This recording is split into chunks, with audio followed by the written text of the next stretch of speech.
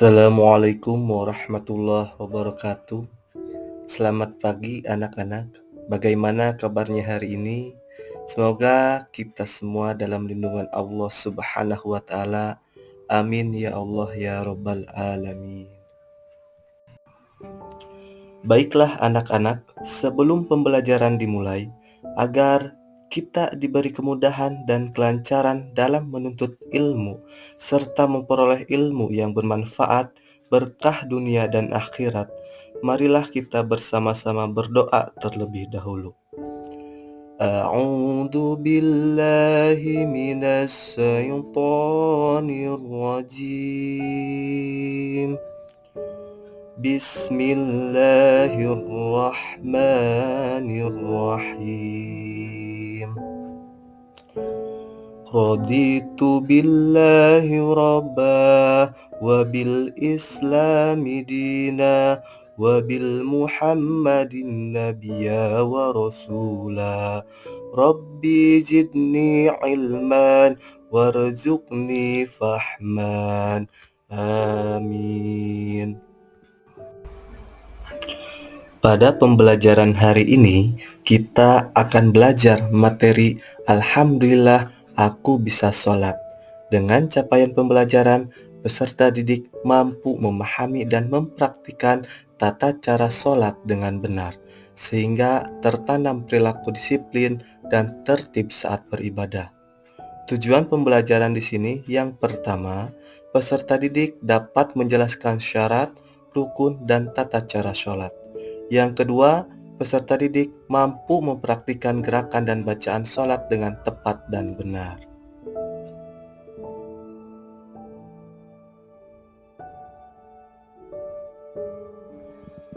Sebelum ke praktik tentang sholat, mari kita pahami dulu tentang pengertian sholat fardu. Apa itu sholat? Di sini sholat adalah gerakan dan bacaan yang dimulai dari takbiratul ihram dan diakhiri dengan salam. Di sini, dalam sehari semalam, kita diwajibkan sholat 5 waktu. Sholat 5 waktu sehari semalam disebut sholat fardu. Jadi, sholat fardu ini hukumnya wajib bagi umat muslim. Nah, selanjutnya di sini ada ketentuan sholat fardu. Poin yang pertama di sini tentang syarat wajib. Apa itu syarat wajib? Syarat wajib sholat yaitu syarat seseorang diwajibkan untuk mengerjakan sholat, yaitu yang pertama Islam, yang kedua berakal sehat, dan yang ketiga yaitu balik. Nah, selanjutnya yaitu syarat sah sholat. Syarat sah sholat yaitu segala sesuatu yang menjadikan salat itu sah. Di antaranya yaitu yang pertama, suci dari hadas dan najis. Yang kedua, menutup aurat. Yang ketiga, masuk waktu sholat. Dan yang keempat, menghadap kiblat.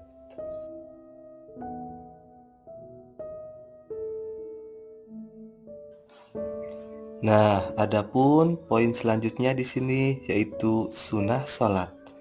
Di sini ada beberapa poin tentang sunat sholat.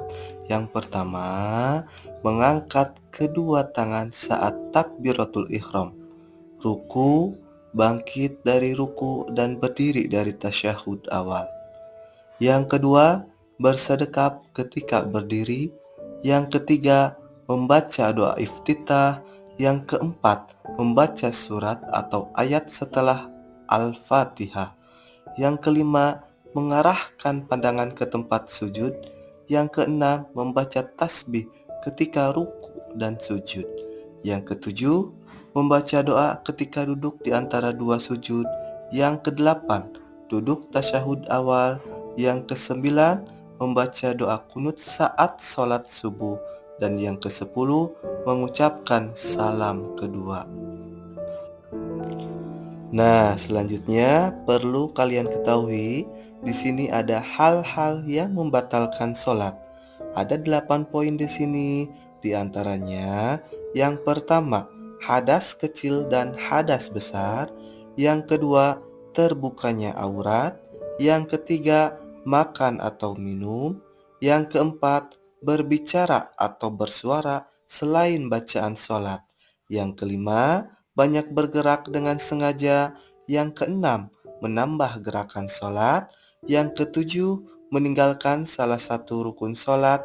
Dan yang kedelapan, mendahului imam sebanyak 2 rukun. Nah, ini adalah contoh dari hal-hal yang membatalkan sholat. Nah, selanjutnya sekarang ayo kita praktik sholat fardu. Sebelumnya, masih semangatkah kalian? Ayo kita tepuk semangat dulu. Semangat, semangat. Ya, PHI belajar, belajar, belajar. Oke. Langkah yang pertama, berdiri tegak menghadap kiblat sambil membaca niat di dalam hati. Perlu kalian ketahui, ada 5 niat sholat fardu yang wajib kita ketahui. Yang pertama, niat sholat subuh 2 rakaat dilaksanakan pagi hari.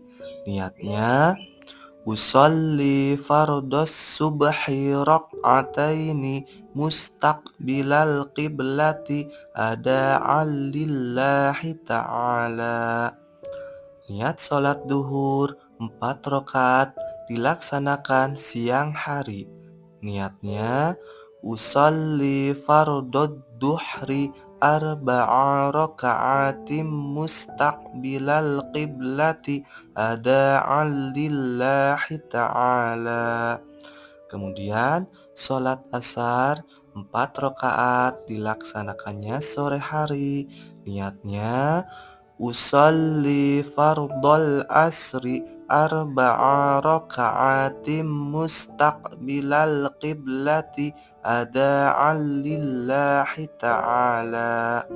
Nah, selanjutnya sholat maghrib 3 rakaat dilaksanakannya malam hari. Niatnya, usolli fardal maghribi salasa raka'atim mustaqbilal qiblati ada'an lillahi ta'ala.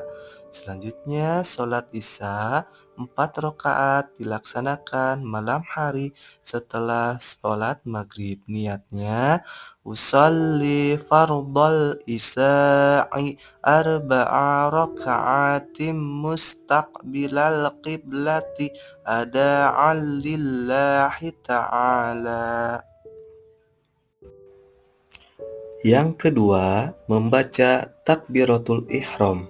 Nah, saat takbiratul ihram dilakukan mengucapkan kalimat Allahu Akbar dengan pandangan mata ditunjukkan ke tempat sujud sambil mengangkat kedua tangan sejajar dengan bahu atau telinga dengan jari-jari dirapatkan. Setelah takbiratul ihram, mari kita membaca doa iftitah selanjutnya. Bacaannya, Allahu Akbar kabira walhamdulillahi katsira wa subhanallahi bukratan wa asila. Inni wajjahtu wajhiya lilladzi fataras samawati wal arda hanifan musliman wa ma ana minal musyrikin. Inna salati wa nusuki wa mahyaya wa mamati lillahi rabbil alamin. La syarika lahu wa bidzalika umirtu wa ana minal muslimin. Selanjutnya, membaca surat Al-Fatihah di setiap rakaat. Membaca surat Al-Fatihah termasuk ke dalam salah satu rukun sholat, sehingga wajib dilaksanakan. Adapun bacaannya, Bismillahirrahmanirrahim. Alhamdulillahi rabbil alamin. Ar-Rahmanir Rahim. Malik Yaumiddin. Iyyaka na'budu wa iyyaka nasta'in. Ihdinas siratal mustaqim. Siratal ladzina an'amta 'alaihim ghairil maghdubi 'alaihim waladdallin.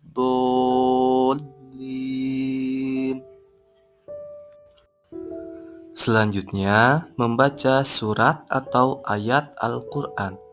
Setelah membaca surat Al-Fatihah, disunahkan membaca surat atau ayat dalam Al-Quran. Bisa saja surat-surat pendek seperti surat An-Nas, surat Al-Falaq, surat Al-Ikhlas, dan sebagainya. Kemudian yang keenam, selanjutnya ruku dengan tumanina. Ruku yaitu punggung dibungkukkan sambil meletakkan kedua tangan pada lutut dengan tumanina. Tumanina artinya berdiam diri sebentar. Bacaannya sebanyak 3 kali ya. Subhana rabbiyal azimi wa bihamdi. Subhana rabbiyal azimi wa bihamdi. Subhana rabbiyal azimi wa bihamdi. Dilanjutkan dengan yang ketujuh, yaitu iktidal dengan tumanina. Iktidal adalah berdiri tegak kembali dari ruku. Ketika iktidal, kita dianjurkan berdiri sambil mengangkat tangan dan membaca Sami Allahu liman hamidah. Kemudian dilanjutkan dengan membaca doa. Rabbana lakal hamdu mil'us samawati wa mil'ul ardi wa mil'u ma syi'ta min syai'im ba'du. Yang kedelapan, sujud dengan tumaninah. Sebagaimana ada pada gambar yang di bawah ini ya. Sujud adalah posisi membungkuk dengan meletakkan dahi ke lantai dan kedua telapak tangan di antara kepala.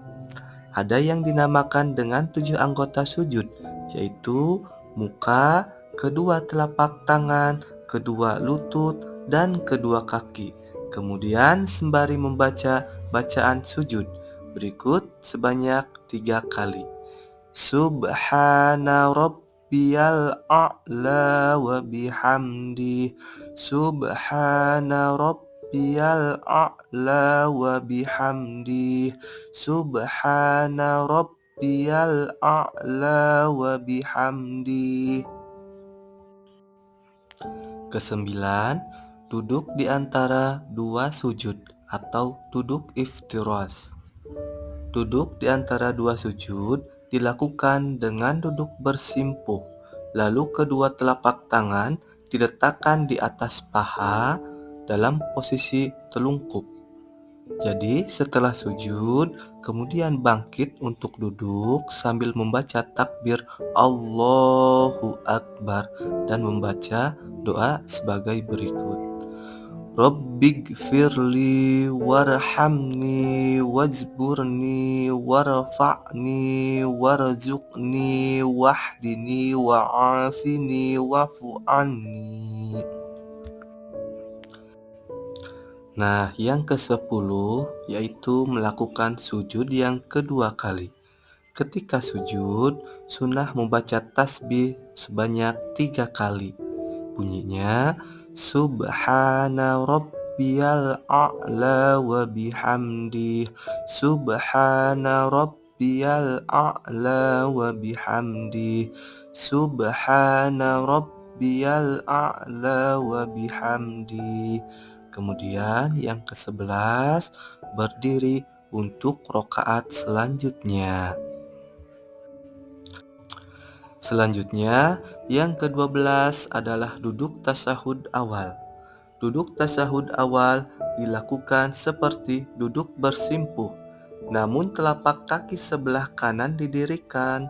Jadi, posisi duduk tasahud awal sama dengan duduk iftirash, namun bacaannya berbeda.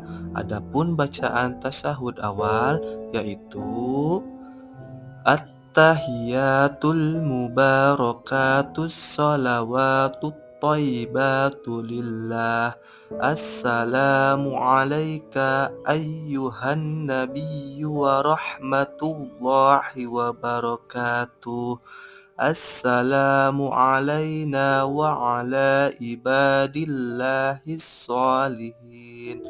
Ashhadu an la ilaha illallah wa ashhadu anna Muhammadar Rasulullah. Dilanjutkan yang ke-13 yaitu duduk tasyahud akhir. Bacaan tasyahud akhir sama dengan bacaan tasyahud awal, namun harus dilengkapi bacaan sholawat Nabi sebagai berikut. Allahumma salli ala Sayyidina Muhammad wa ala ali Sayyidina Muhammad kama salaita ala Sayyidina Ibrahim wa ala ali Sayyidina Ibrahim wa barik ala Sayyidina Muhammad wa ala ali Sayyidina Muhammad kama barakta ala Sayyidina Ibrahim wa ala ali Sayyidina Ibrahim fil alamina innaka Hamidum Majid. Poin 14 yaitu membaca doa sebelum salam. Sebelum salam, sunnah membaca doa sebagai berikut. Allahumma inni a'udzubika min azabi jahannama wa min azabil qabri wa min fitnatil mahya wal mamati wa min syarri fitnatil masihid dajjal. Selanjutnya, poin 15 sekaligus poin terakhir yaitu salam. Setelah tasahud akhir, menoleh ke kanan dan ke kiri sembari membaca bacaan salam. Berikut yaitu Assalamualaikum warahmatullahi wabarakatuh. Ke kanan dulu, setelah itu baru ke kiri. Assalamualaikum warahmatullahi wabarakatuh. Atau cukup membaca Assalamualaikum warahmatullahi.